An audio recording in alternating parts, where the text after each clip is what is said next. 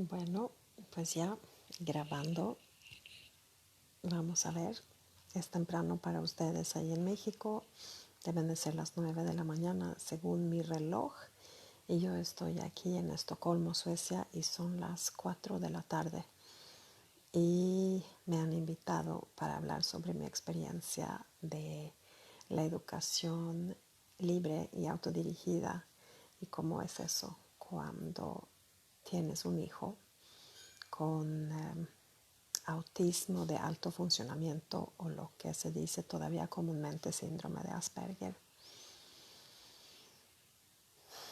Y bueno, primero quisiera yo decirles que yo creo que es imposible, no, yo sé que es imposible generalizar. No podemos tomar todos los autistas o todos los chicos con síndrome de Asperger y pretender que funcionan igual y que tienen los mismos retos, porque no es cierto. Cada uno es un individuo igual como cualquier niño. Y por eso yo quiero hablarles simplemente desde mi experiencia y no estar aquí como una especie de experta de autismo porque no lo soy, o experta en síndrome de Asperger porque tampoco lo soy. Simplemente soy mamá de un niño que tiene síndrome de Asperger. Y yo creo que como regresando un poquito, viendo en el retrovisor, por decirlo así, sí, mi hijo era diferente, era diferente desde el inicio. Se notaba de bebé, aunque yo no lo pensaba mucho, me daba cuenta, era como que dije, esto es un poquito diferente, ¿no?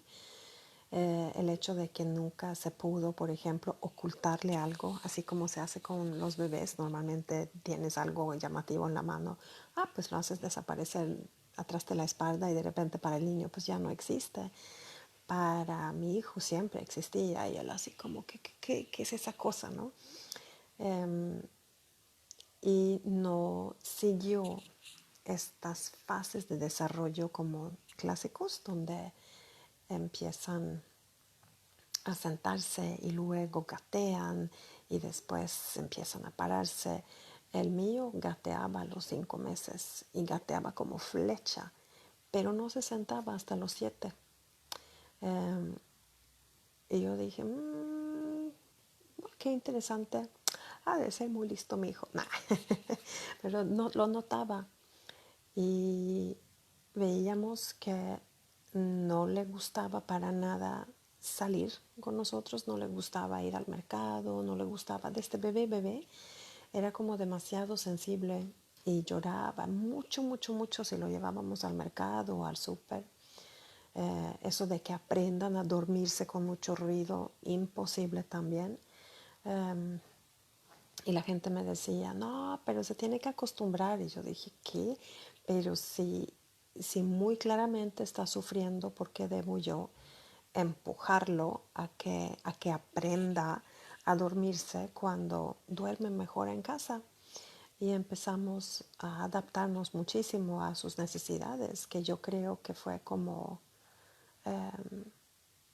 súper importante. Sí, en serio, Alba, ¿también a ti te pasó así con Daniel? Qué chido. Um, pero sí, estábamos como adaptándonos a sus necesidades y creo que ahí aprendí algo muy valioso y es algo que quisiera que todos los papás y mamás aprendiéramos. Y es eso de que nuestros niños, no importa si son neurotípicos o no deben de tener que adaptarse a nuestras necesidades. Somos nosotros siempre que necesitamos adaptarnos a ellos. Nosotros podemos hacerlo, ellos no, ellos son chiquitos, están en desarrollo. Y veíamos que no tenía ningún interés para convivir con otros niños. A los 2 y medio todavía nada. Ya a los 3 y medio ya empezó como a ver, pues hay otros niños ahí, a ver, ¿no? pero no había como, no tenía interés. Le costaba infinitamente cuando hacía frío en la ciudad de Oaxaca, donde vivíamos entonces. mm, no quería utilizar ni zapatos ni calcetines. Y no era cuestión de querer. Eh, odiaba eso, o sea, gritaba y pataleaba, se quitaba los calcetines y decía que quedaban chuecos, que era muy incómodo. Uf, si hubiera pensado un poquito más, hubiera yo volteado esos calcetines para que la costura quedara afuera y no adentro, pero ni lo pensaba. Y así estábamos. Y en el kinder, que era mi kinder, yo lo cofundé con otro grupo, pero yo ya había contratado a la maestra, yo sabía lo que pasaba ahí. Hola, hola a todas. Él se comportaba muy diferentemente, habían como material didáctico y él lo utilizaba muy diferente eh, a los demás niños. Y lo decía la maestra que Teo era como muy creativo en cuanto al material, que no lo utilizaba como estaba pensado, pero, pero sí como que inventaba sus cosas. Y sí, desarrollaba amistades, pero prefería siempre estar en lo suyo. Las transiciones eran súper difíciles en general, pasar de una cosa a otra cosa. Y empecé desde una edad muy temprana a prepararlo mucho sin saber que él tenía Asperger. Nosotros no sabíamos nada de eso. Bueno, sabía que existía, pero no sabía lo que tenía mi hijo. Simplemente lo veíamos un poquito excéntrico, por decirlo así. Y para viajar, yo recuerdo a los 2 y medio, íbamos a viajar él y yo a un viaje largo, íbamos a visitar a mis papás y estábamos jugando al avión mucho tiempo antes, como que yo preparaba las sillas y le explicaba cómo era en el avión, porque sabía que iba a ser difícil para él hacer algo que no acostumbrábamos a hacer. Y en fin, en el kinder decían que se enojaba mucho, que era muy enojón, pero no agresivo, simplemente se aislaba y querían como intentar comunicarse con él, y querían, hola, todas, querían como ayudarle a tranquilizarse, pero que era imposible. Y obvio, a todos los niños les cuesta autorregularse y controlar sus emociones, pero ciertos niños definitivamente tienen más dificultades con eso y Teo era uno de ellos.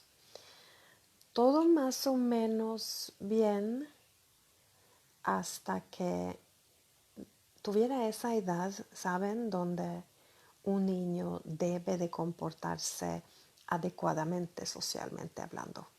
Eh, Cuando ya tenía la edad como para que se le esperara de él que dijera gracias, hola, saludando de beso, de mano, viendo en los ojos a la otra persona.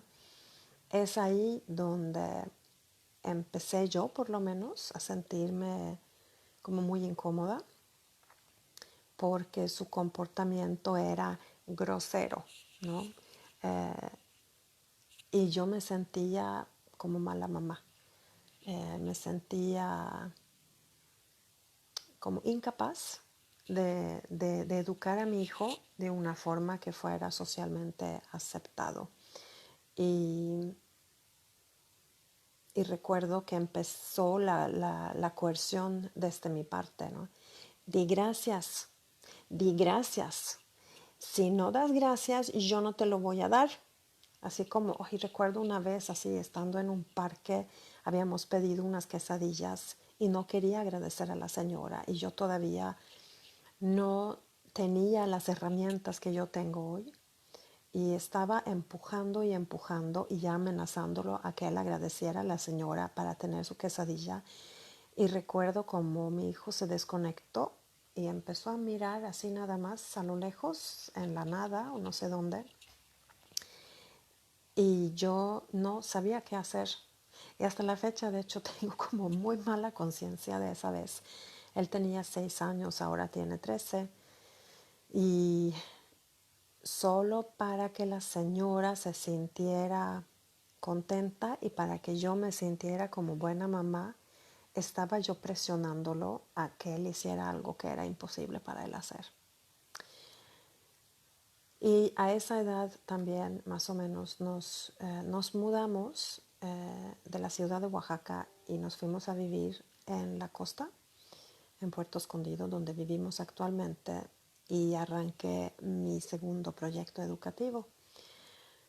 Y ya iba a empezar Teo en primaria y ya faltaban unas semanas y éramos invitados a una fiesta, así como un pool party, ¿no? Con alberca y todo.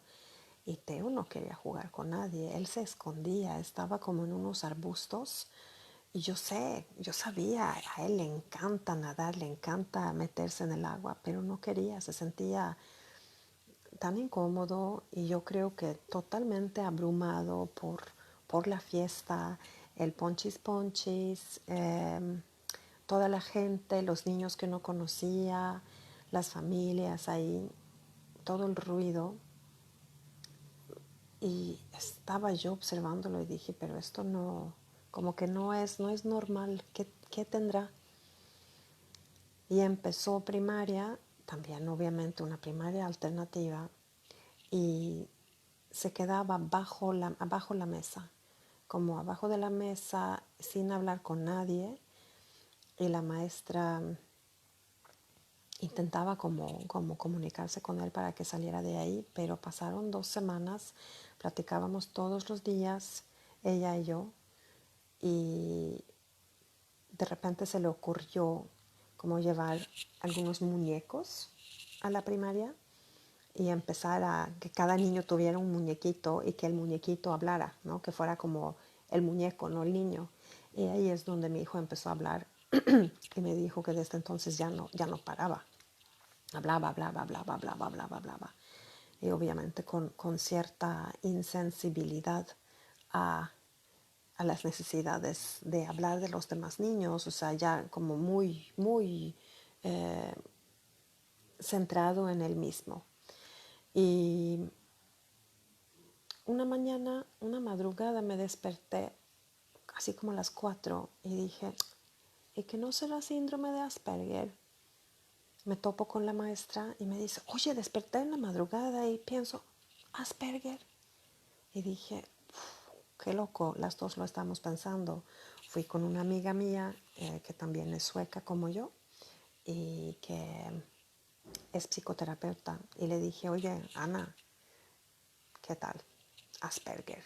Y me dice, claro, por supuesto. Y empezamos a investigar y estábamos ahí con estas listas, ¿no? Para poder ver más o menos si tu hijo lo tiene o no. Y definitivamente, o sea, tuvo suficientes palomitas en suficientes cosas para poder decir que él sí tenía Asperger. Nunca tuve ganas de ir con alguien para tener un diagnóstico formal. No sentía por un lado la necesidad. Dije, lo más importante es que nosotros lo sepamos, lo más importante es que nosotros sepamos cómo tratarlo mejor, cómo adaptarnos a él.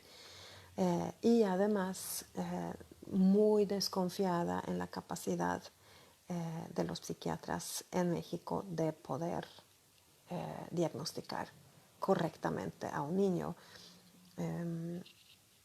Yo dije, no, es mejor que nosotros vayamos con esto. Y empezamos a encontrar otras estrategias para lidiar con Teo, para ayudarle, para respetarlo muchísimo mejor en vez de estar ahí con esa coerción estúpida, intentando obligarle a ser como los demás. Y pero todavía con este pensamiento, ¿no? De que se va a tener que adaptar a la sociedad, se va a tener que adaptar a las exigencias, vamos a estarlo entrenando y apoyando a que él pueda ser socialmente aceptable. Qué locura. Ahora, cuando lo digo, pienso que es, ay, Dios mío, qué pendejadas hacemos, pero es por ignorancia y por falta de entendimiento y muchas otras cosas más. Y en fin, empecé también a investigar, ¿no? Sobre qué decirle a Teo, o sea, decirle o no decirle. Y,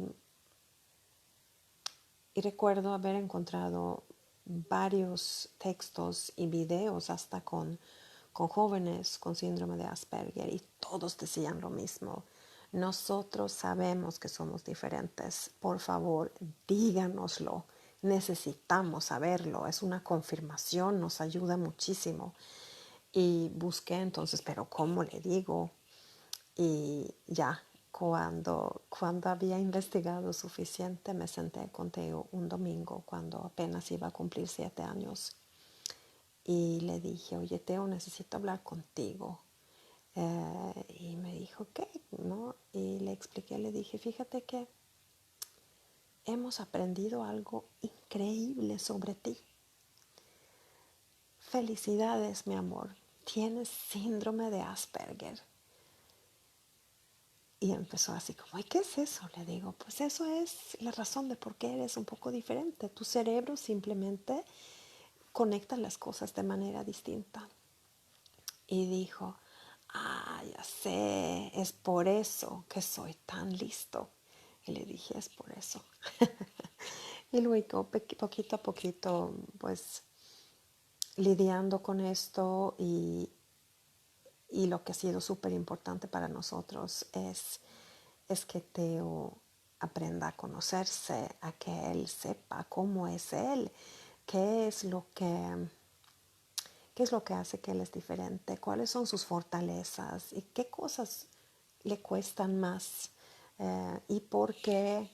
Y que no hay problema, que muchas veces es cuestión de tiempo nada más. Y si nunca pasa, no pasa nada. Que él es perfecto tal y como es. Y yo no quisiera tener otro niño, no quisiera tener otro hijo. Mi hijo me ha enseñado tantas, tantas, tantas cosas. Tiene una integridad absoluta, es sincero, es auténtico, le vale totalmente qué piensa la gente de él. O sea, yo quisiera tener eso también, pero él piensa que es el problema del otro, ¿no? Si tienen un problema con Teo, pues es su problema. Teo es un niño con un corazón enorme, súper generoso y muy responsable. Es un niño increíble, la verdad. Y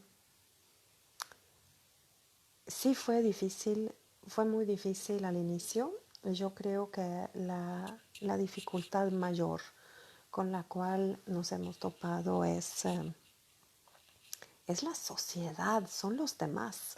O sea, nosotros estamos acostumbrados a Teo, su papá y yo, sabemos cómo es él y fluimos a veces, ¿no? Fluimos y aprendemos a hacer mejor las cosas, pero somos nosotros que nos adaptamos a Teo, no al revés.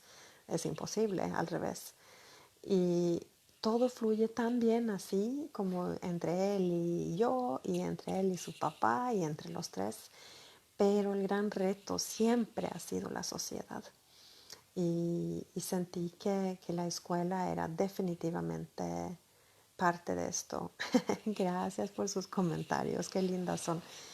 Um, la escuela fue difícil porque ahí era como, aunque era una iniciativa waldorfiana, pues obviamente las maestras no sabían nada de esto, tenían que estar aprendiendo a lidiar con una currícula muy bonita, pero súper compleja, y no tenían tiempo, además de eso, de intentar entender cómo funciona un niño con autismo de alto funcionamiento, ¿no? Y a Teo no le parecía, no le gustaba nunca la imposición del adulto. Siempre cuestionaba por qué tenía que hacer ciertas cosas. Pues porque es parte de la currícula. Eso no es una respuesta satisfactoria para nadie. O sea, pero igual un niño con Asperger de verdad como que lo ve diferente y dice, pero esto es estúpido. O sea, pero ¿cuál es la razón? Dame una razón de verdad, algo lógico. Y esto de obligarle cuando salían a pasear en las mañanas a que tuviera que saludar a las personas con las cuales se encontraban en el camino, dar gracias, bla, bla, bla, todas estas cosas. Y la maestra, yo recuerdo muy bien como me decía orgullosamente, ¿no? Que Teo ya sabía saludar en las caminatas. Y yo, ah, qué chido. Y luego cuando paseábamos Teo y yo, él no saludaba a nadie. Y yo le decía, oye Teo, pero yo pensaba que tú habías aprendido a saludar a la gente. Y me dice, solo lo hago porque me obliga. Y dije, ay Dios, o sea, eso no se siente bien. Eso no se siente, no se siente limpio, auténtico, genuino, no se siente respetuoso, no se siente pacífico. Mi hijo está saludando a la gente porque le teme a la maestra. O sea, ¿qué onda con eso? Pero la presión seguía, empezábamos a aislarnos, dejábamos de ir a las fiestas de cumpleaños, él nunca quiso su fiesta de cumpleaños. ¡Qué alivio para mí! Pero ya era como difícil. Sí tenía sus amiguitos, convivía sobre todo con 3, 4 niños con los cuales se llevaba súper bien. Nunca hacía él diferencia entre si tenía la misma edad que él o no, y todavía hasta la fecha a él no le importa la edad de la persona. O sea, puede tener amigos de 7 años, de preferencia amigos que sean adultos, porque ahí como que él los siente suficientemente maduros intelectualmente y emocionalmente para poderse sentir en más confianza. Pero él nunca ha dividido a la gente de esa manera, ¿no? Como fragmentada, que realmente es una manera muy arbitraria. Pero la presión seguía, ¿y por qué no vienen? O hasta la fecha me pueden decir, oye Beca, pero por qué no salimos el jueves? Vamos a cenar sushi en la playa. Y yo, pues súper, pero estoy con Teo, no puedo. No, pero tráetelo. Sí, pero Teo no quiere, él quiere conectar conmigo. Él no es como un accesorio o una cosa extra, sino si él está ahí también quiere estar totalmente en la conversación, y otros adultos en general no lo incluyen o son demasiado metiches y encimosos, que es también súper desagradable para él. Eh, la ignorancia de los demás ha sido una pesadilla. Eh,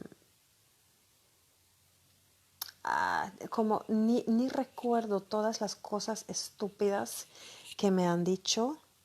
Eh, yo he tenido mucho miedo justamente de sentirme como mala mamá, tener un hijo que no fluye igual como los demás socialmente.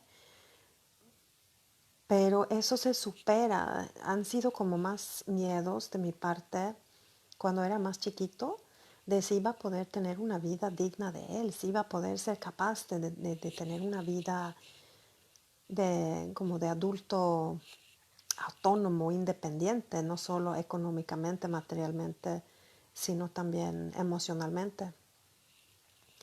Así que, pues yo tuve que lidiar con eso. Seguro su papá también lo estaba como eh, manejando mucho dentro de él, ¿no? Porque es un proceso muy, muy interno. Pero también esa incomodidad de sentir que los demás lo veían como defectuoso, como seguro se va a componer o nada más es que lo están consintiendo demasiado. Hay que ser un poquito más como fuertes con ellos y obligarlos, no sé, o sea, de una manera que no, que conociendo a mi hijo no es un niño que obligas. Y entonces cada vez más se volvía la primaria muy difícil para él, no intelectualmente, intelectualmente, artísticamente, musicalmente, él era excelente. Y aunque su grupo nunca excedía los 5 niños, eh, de todas maneras él no podía con la presión desde arriba, ¿no? De la maestra hacia los niños. Tenían que hacerlo uno, tenían que hacerlo otro. Y lo cuestionaba mucho. Tenía muchísimo miedo a la maestra. Eh, Hasta la fecha la odia. La bruja, the bitch, le dice, ¿no? Así como de, no me hables nunca de ella. Porque era muy impositiva, porque sí quería obviamente tener orden en su saloncito y quería que todos los niños se portaran bien y que hicieran lo que tenían que hacer. Y mi hijo pues es un niño muy inteligente, con un gran sentido del humor, no tenía derecho de reírse en el salón, pasársela bien, que para mí es como clave si quieres realmente tener o crear un ambiente de aprendizaje. Si no te puedes divertir, ¿qué onda? O sea, ¿qué es eso? Y ya sé, como el primer año fue muy caótico para él, el segundo año le fue mejor, estaba como más contento. El tercer año empezó a sufrir otra vez bastante y ya de plano el cuarto año era una pesadilla para él y para nosotros. Cada noche lloraba, cada mañana lloraba y me suplicaba, me rogaba, por favor, mamá, no quiero ir a la escuela. ¿Por qué los niños tienen que ir a la escuela? Y parte era la presión de los adultos, parte era también la convivencia con los demás niños, que era demasiada para él. Habían demasiados niños y eran poquísimos en comparación de una escuela convencional. Eh, pero Teo también siempre ha tenido como mucho liderazgo naturalmente y los niños lo siguen. Él es muy divertido, muy creativo, inventa cosas increíbles y entonces eso llama la atención a los demás niños y lo siguen con muchas ganas, pero él no quería eso. Y entre que él quería su espacio y sentía que había mucha presión de los amiguitos, eh, y que sí, seguro había como algo de demasiada presión, para él era bullying, así lo percibía él. Él quería estar en paz y le pedía a la maestra que pudiera como traer un libro a la escuela y estar leyendo en, en los recesos en vez de estar jugando, pero no tenía posibilidad de eso, pedía estar dentro del salón, yo también pedía, pero me decían que si él iba a estar dentro, pues todos los demás niños también iban a querer. En fin, no había posibilidades de adaptación y yo sabía de la desescolarización, yo sabía del unschooling, yo sabía del aprendizaje libre y autodirigido, pero yo había fundado esa escuela. Yo cargaba con toda la responsabilidad pedagógica y no sabía cómo hacerle, o sea, sentía que no me podía zafar y que no podía sacarlo de ahí así de fácil. Y llegamos a un momento así de ya no había regreso, era imposible. Entonces los dos básicamente nos tomamos de la mano y dimos el brinco y dejamos el proyecto, los dos simultáneamente. Y recuerdo que que Teo me dijo, pero entonces mamá, si ya no voy a ir a la escuela, voy a tener que estar haciendo matemáticas en casa. Y le dije, no, mi amor, no vamos a hacer homeschooling, vamos a hacer unschooling. Y él, ¿y eso qué es eso? ¿No? Y le expliqué que él tenía la libertad plena de dedicarse a lo que él quería, que no había problema, que si él quería leer todo un día, podía leer todo un día, si quería jugar a la computadora, lo podía hacer, que él era libre de sus elecciones. Y a partir de ahí decidimos, su papá y yo, soltar todas las expectativas, toda la presión externa y dejar que Teo fuera a ser exactamente como es. Uf, yo sé que para Teo fue un cambio de vida radical. Claro que el proceso de desescolarización, o sea, este proceso de sanar, de desintoxicarse de los vicios del sistema educativo convencional, es un proceso muy largo y es un proceso muy doloroso para los niños y también para los papás, porque estamos ahí viéndolos, diciéndonos, ¿qué pasa aquí? ¿Qué hago? No quiere hacer nada, no quiere tomar iniciativas, no quiere ver a sus amigos, no quiere ir a la playa, no quiere hacer nada, ni quería comer en un restaurante. Se encerraba completamente en casa y decidimos dejarlo así, confiando, confiando, confiando, confiando, como decimos en sueco, con mucho hielo en la panza, así como bajándole a los miedos, a lo visceral, a estas reacciones, ¿no? O actitudes muy como, no sé, donde reaccionas simplemente porque no sabes autorregularte a ti misma, ¿no? Y dejamos a Teo y tardó unos 10 meses antes de empezar a crear otra vez, pedirme papel para dibujar y empezar a jugar con sus legos y todo eso. Y desde entonces no para, no hay quien detenga su aprendizaje. Y hoy en día, pues ya pasaron casi 4 años desde ese momento. Nos salimos de la escuela en diciembre del 2015. Así que son casi 4 años de desescolarización, aprendizaje libre. Pues Teo se ha vuelto otra persona, o más bien diría yo, ha podido florecer, ha podido desarrollarse como, como es él, en vez de,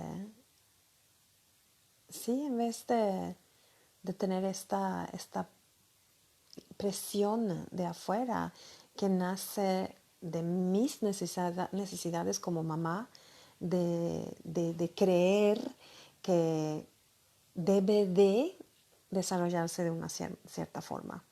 Y aquí hay una persona que pregunta, ¿no? ¿Cuáles eran mis temores más grandes en cuanto al unschooling? Yo creo que la socialización era mi miedo más grande. No tenía la menor duda de que Teo iba a aprender y que iba a aprender exactamente lo que él necesitaba, no lo que dictaba una currícula que alguien externa de él ha creado, ¿no? Como, ¿por qué deben de aprender fracciones cuando solo lo utilizas cuando divides una pizza o un pastel?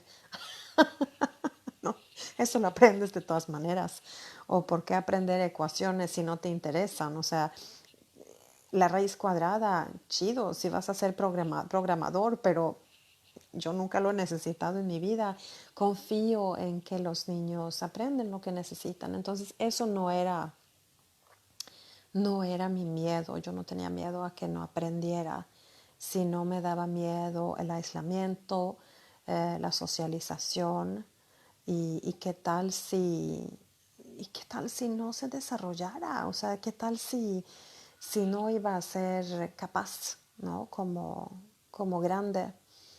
Pero entendí, igual como su papá, que estos eran temores nuestros y que si son tus temores, pues es tu trabajo lidiar con ellos, que no hay que proyectarlos en el niño. Teo no tenía nada que ver. Eh, Así que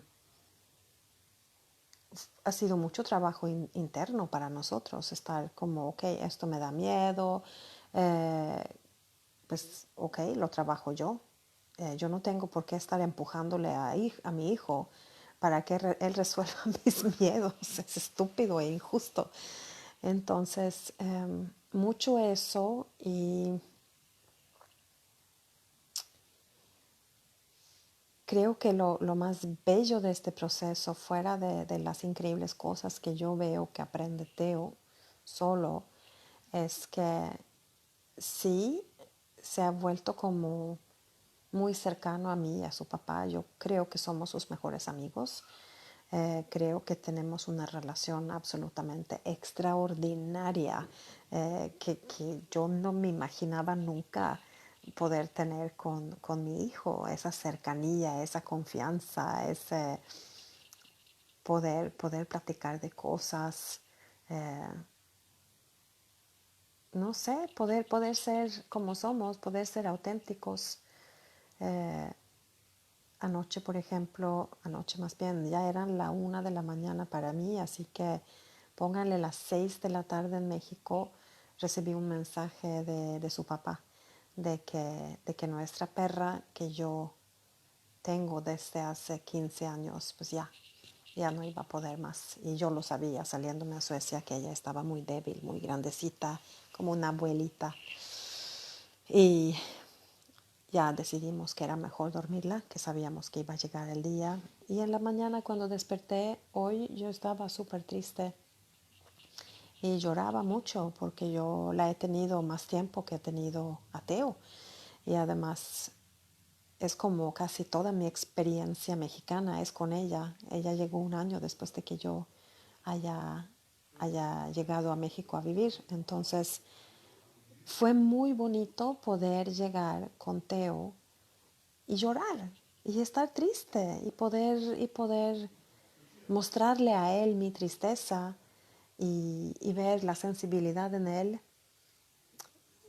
de ver mi tristeza y también sentir la tristeza y nos abrazamos y, y pudimos estar así un buen rato. Ese tipo de cercanía yo no me lo imaginaba y yo sé que muchos dicen que los autistas no son empáticos, que no pueden desarrollar compasión porque faltan estas neuronas de espejo que hacen que, por ejemplo, esa cosa, ¿no? Que cuando yo bostezo, Teo no bosteza y todavía hasta la fecha me fascina.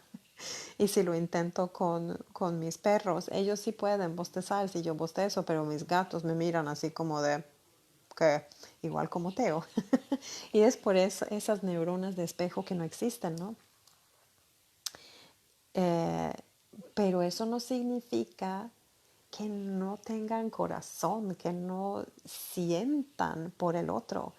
Tal vez no sienten lo que siente el otro, pero sí pueden imaginarse que sí duele. Y, y simplemente lo que yo he notado en Teo es que ha tomado más tiempo ciertas cosas, ¿no? Como mostrar esa empatía o, por ejemplo, entender ironía y sarcasmo y esas cosas que antes le pasaban por encima de la cabeza y yo soy mucho a bromear así al revés, ¿no? Digo lo contrario de lo que es y él siempre me tomaba así cada palabra literalmente, pero cuando entendió cómo funciona, cuando entendió el código, empezó a jugar con eso él mismo y con muchas ganas, con mucho gusto. Y ahora yo diría, un genio cómico. Es súper, súper, súper gracioso. Y su manejo del idioma y cómo está jugando con las palabras, con las letras, cómo cambia, no sé, hace juegos lingüísticos súper avanzados donde yo no sigo. Eh, maduran a su propio ritmo, a su propio tiempo y también nos observan, igual como todos los demás niños. Entonces lo que he aprendido es ser un buen ejemplo. Si yo quiero que él dé gracias, pues yo doy gracias. Y de repente hace unos 2 años él empezó a dar gracias naturalmente. Si yo pido disculpas, él también ha aprendido a pedir disculpas, em, saludando. A veces me pregunta, mamá, ahorita en este tipo de situación me siento un poquito inseguro. ¿Qué puedo decir? ¿Qué se supone que diga? Y le puedo decir exactamente cosas que puede decir, mucho gusto conocerte, me dio mucho gusto verte. O a veces uno puede también decir, no sé qué decir, que se vale decir eso. Y eso de la socialización es tal vez lo que, como me preguntabas, ¿no? Que, que eso era como mi gran temor. Todavía hasta la fecha Teo no juega con muchos niños. Él tiene 13 años y es el único. Eh, no juega con otros niños mucho. Puede hacerlo. Y si comparten códigos así como de buena onda, si son buena onda, honestos, sinceros, auténticos, le funciona a Teo. Si no son así, si son más como en el sistema educativo tradicional, donde se mienten, hacen trampa, se insultan, eso no funciona para él y simplemente se va. No le gusta. Si lo buscan, así como retándolo, entonces sí se puede defender, pero no es un niño que entra en esos juegos, no los entiende, les parecen estúpidos y se va. Y ahora, pues ya lo vi un poquito hace 2 años. El año pasado, cuando venimos aquí a Suecia, es donde vi que había crecido en su socialización. Eh, Bastante. Y le pregunté, empezaba a hablar con gente y todo eso, ¿no? Empezaba a llevarse con ciertas personas más que con otras. Y cuando nos regresamos a México le pregunté, oye, pues has estado muy platicador y muy abierto aquí en Suecia. ¿Tú crees que es algo que vas a seguir haciendo en México? Y me dijo, no creo, mamá. Y le dije, ¿por qué? Me dice, porque los mexicanos son muy encimosos, son muy metiches y hacen demasiadas preguntas. Y es cierto, en Suecia son como súper, no sé, para él muy respetuosos en el sentido, nada más preguntan una cosita y ya lo dejan. Y en México es mucho eso de una pregunta lleva a la otra y no paran. Y para él es un infierno, no le gusta, no sabe qué decirles y se pone incómodo. Y es donde, sobre todo cuando estaba más chiquito, pero no mucho más chiquito, su reacción era de inseguridad y no saber qué hacer, era como así. Se veía loquísimo y la gente que lo veían así nunca sabían qué hacer. Entonces en algún momento le pregunté, le dije, oye, ¿te acuerdas ahorita que estuvimos en la calle y el vecino intentaba hablarte? Sí, me dice, no me gustó. Y le dije, ¿tú sabes cómo reaccionas en esos momentos cuando te sientes así incómodo, invadido? Me dice, sí, como no sé qué hacer, me dice, y me arden los ojos, mirarlo en los ojos, hago así.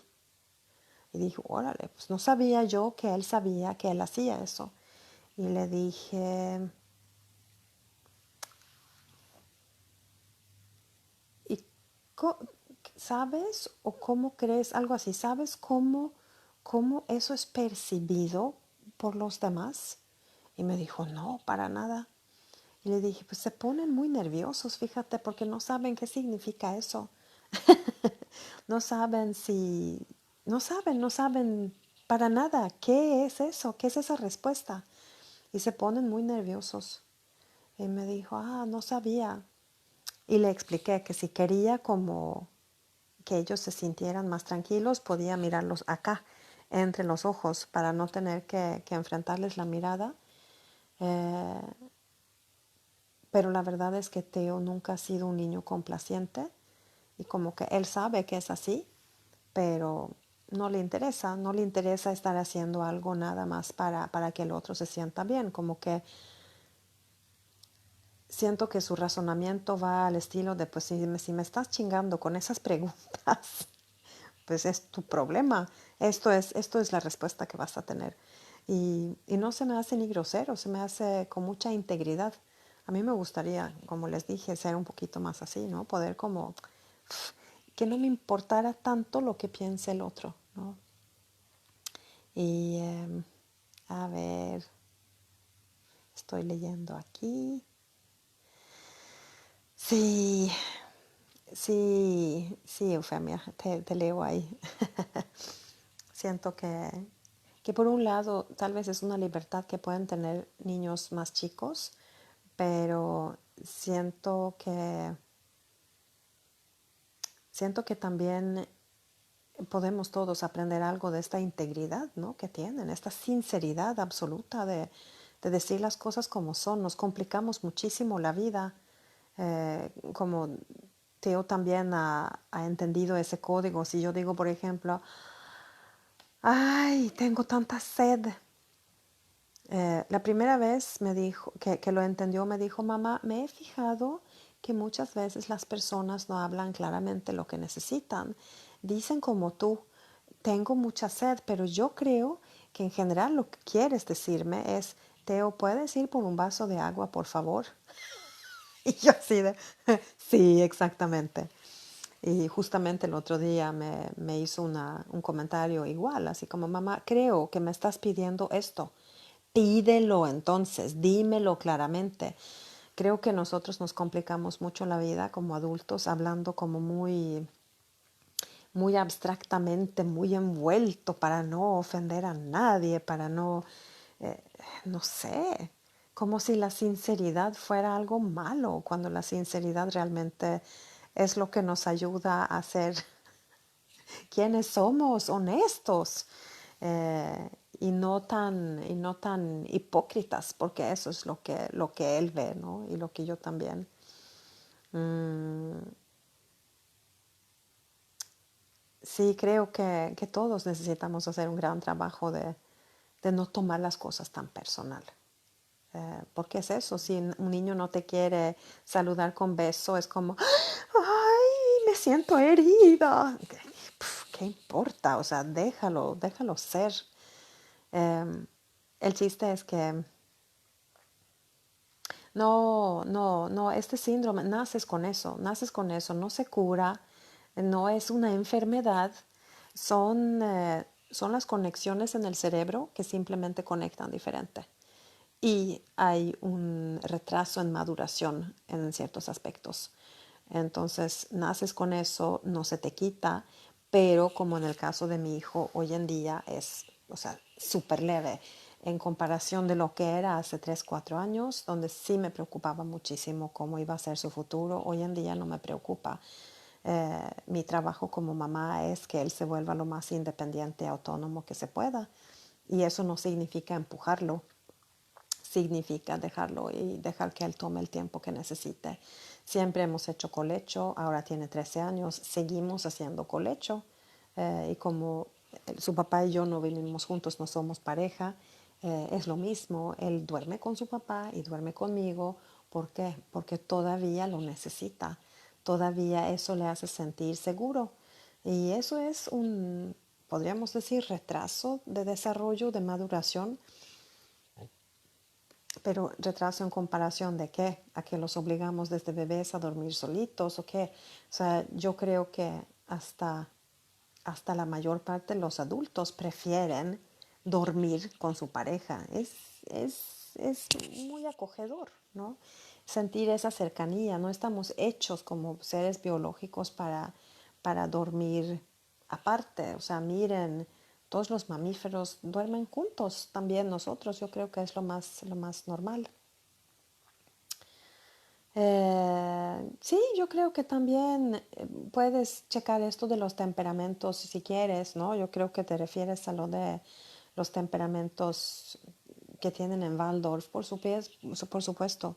Son, son, eh, son personas igual como nosotros, simplemente que estas conexiones cerebrales se hacen diferentes y que a veces hay una maduración un poco lenta en ciertos aspectos y en otros aspectos no. O sea, digo, intelectualmente, éticamente, Mi hijo está muy avanzado por su edad, siempre lo ha sido, filosóficamente también. No, pues esto, por ejemplo, de retrasos, como por ejemplo de entender ironía, sarcasmo, eh, ¿cómo se dice? Expresiones faciales, porque lo que muchas veces, o sea, lo que nosotros hacemos sin pensarlo es, cuando yo les estoy hablando ahorita, ustedes no piensan para poder captar mis gestos faciales, mis gestos con las manos, las palabras que digo.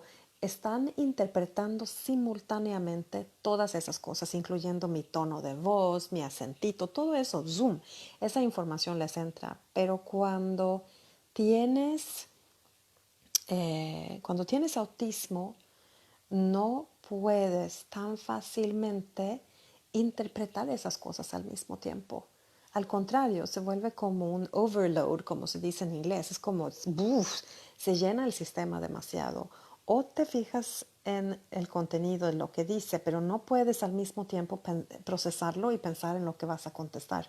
Entonces, por eso muchas veces tardan en contestarte o tardan en saber qué es lo que quieren decir, porque ni saben todavía lo que piensan ni lo que sienten. Y eso puede ser un retraso a veces, eso va madurando también. Es individual, obviamente, ¿no? O, o se enfocan nada más en la cara y ya no escuchan lo que estás diciendo. Puede ser muy difícil para ellos entender todo lo que estás diciendo, o eso se escucha como si fueran como intelectualmente inferiores. No es cierto. Depende de situaciones. A veces veo que la información que le llega a mi hijo es demasiada y entonces no la puede recibir y ahí se queda como trabado. Y tal vez necesito ir más lento o desglosarla. Y lo mismo en cuanto a las respuestas, ¿no? A veces tienen muchas dificultades en elegir, ¿no? Elegir, tengo un primo, por ejemplo, que también lo tiene, y él, para elegir nombre de su hija, tardó un año. O sea, hasta llegaron las autoridades suecas a decirle, si tú no eliges un nombre para tu hija, nosotros vamos a elegir una. Sí, o sea, entonces, sí, para mi hijo, por ejemplo, puede ser difícil saber qué comida pedir, o qué sé yo, qué película ver, o si vamos a esa playa o a esa playa. Es muy diferente. El chiste es que ahora estamos aquí en Suecia y su comportamiento es casi como cualquier otro niño. Yo creo que es muy difícil para alguien externo adivinar que él tiene Asperger. Em, yo noto a veces todavía dificultad en transitar, que hay que prepararle mucho antes, que no puedes nada más así como, pues ahora salimos y luego vamos a ir a hacer esto y esto. No, él necesita saber qué va a pasar para sentirse seguro y poder anticipar. Yo pienso que todos los niños necesitan eso. Eso crea seguridad, pero cuando tienes autismo es más importante todavía y con bastante anticipación. Eh, Recuerdo, creo que hace 2 años, quería el papá de mi hijo, para facilitarle las cosas para él, el papá, que Teo fuera a un lugar para que lo recogiera, para que fuera más rápido, menos estresante. Y yo le dije, oye, ¿tú quieres que sea menos estresante? Vas a crear 1000 veces más estrés, no solo en Teo, sino en ti mismo, porque me estás avisando media hora antes. Olvídate que esto vaya a funcionar. Y me dijo, "Oh, tienes razón. No, no, no, no, no, no, no. Yo voy por él, no hay problema". Entonces, son ciertas cosas. O sea, veo muchas veces la información sobre autismo y Asperger en español. Todavía le falta bastante. Eh, yo, como leo inglés, me he clavado más en la información en inglés o en sueco, donde siento que es como muchísimo más actualizado y no tan estigmatizado esto, ¿no? A veces me frustra que hayan cambiado, que ya no debemos de decir síndrome de Asperger, sino autismo de alto funcionamiento. Han querido facilitar las cosas, simplificarlo y decir que el autismo pues efectivamente siempre es un espectrum súper amplio desde niños que nunca hablan o que tal vez pueden estar viendo una pared así durante horas o una sombra, hasta niños como el mío que habla 3 idiomas totalmente perfectamente y que o sea, que no tiene nada de dificultades intelectualmente ni nada. Pero yo sé que los chicos que tienen Asperger, a ellos no les gusta que hayan quitado este nombre de síndrome de Asperger. Ellos sienten que hay una diferencia muy grande entre ellos y los demás autistas. Y yo pienso que es así, definitivamente.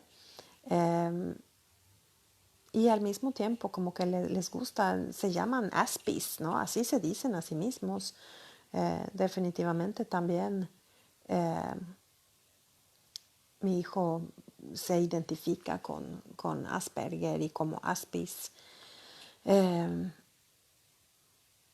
y sé, obviamente, que muchos piensan, por lo que, o sea, cuando lees sobre Asperger, muchas veces, sobre todo en español, es así como no saben hacer esto o esto les dificulta y esto es como toda una lista, como si todos los chicos con Aspis tuvieran esos rasgos y no es cierto. Claro que necesitan, como muchas veces, ayuda para transitar de una actividad a otra y preparación y todo, pero no todos son tan estructurados y con necesidad exacta de rutina. Hay los que exigen estar en la misma silla todos los días o comer la misma comida todos los días y no aguantan ningún cambio. Claro, porque cualquier cambio provoca inseguridad, es algo nuevo. Eh, pero no todos son así.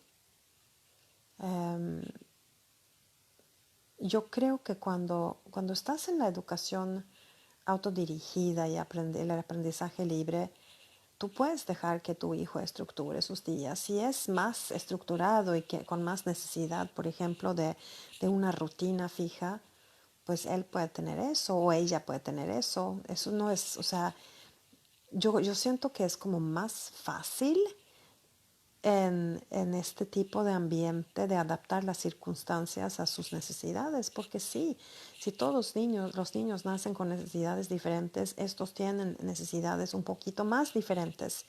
Pero cuando eres una mamá respetuosa y un papá que está como muy pendiente de las necesidades individuales de tu hijo, pues vas con ese flujo, vas adaptándote tú a lo que necesita tu hijo. Mm, pues sí, aquí hay más comentarios. A ver, sí, tú abandonaste entonces a tu hija, sientes. Sí, sí. Yo creo que muchos niños sufren por nuestra ausencia. Yo también puedo decirte que yo siento que yo he, como de alguna manera, sacrificado a mi hijo o lo he abandonado un poco, no porque salí a trabajar fuera, pero porque estuve involucrada tantos años en crear proyectos educativos que eran realmente para él, pero que no le funcionaban y luego la lealtad con el proyecto fue de repente más grande que mi lealtad con mi hijo. Y, y yo siento que cambió todo cuando ya lo sacamos de la escuela, cuando decidimos hacerle caso y que decidimos que él tomara esa decisión, ya empezó como la confianza a regresar, pero somos nosotros los papás que necesitamos invertir cada vez más en crear este banco de confianza. Y yo sé que, por ejemplo, a la fecha yo tengo muchísima más inversión que su papá. Y eso significa que si cometo un error con Teo, basta básicamente con que él me disculpe y ya estamos bien otra vez. pero con su papá puede estar enojado bastante tiempo porque su papá no ha hecho la misma labor que yo. Entonces, creo, pues voy a ver, aquí no puedo ver la hora porque estoy en mi celular. Ah, ya es una hora que llevamos platicando. Quiero ver si tienen preguntas o otras cosas así. Recuerden, yo no pretendo ser experta en Asperger ni autismo ni nada. Simplemente tengo un hijo que tiene este síndrome. Pero para mí, como lo más importante casi es esto de que si no estás dispuesto a tener un hijo con autismo o con síndrome de Down o transgénero o gay o lo que sea, ciego, sordo, eso significa que no estás listo y dispuesto para tener hijos en general, porque no sabemos qué hijo nos va a tocar, no tenemos ni idea.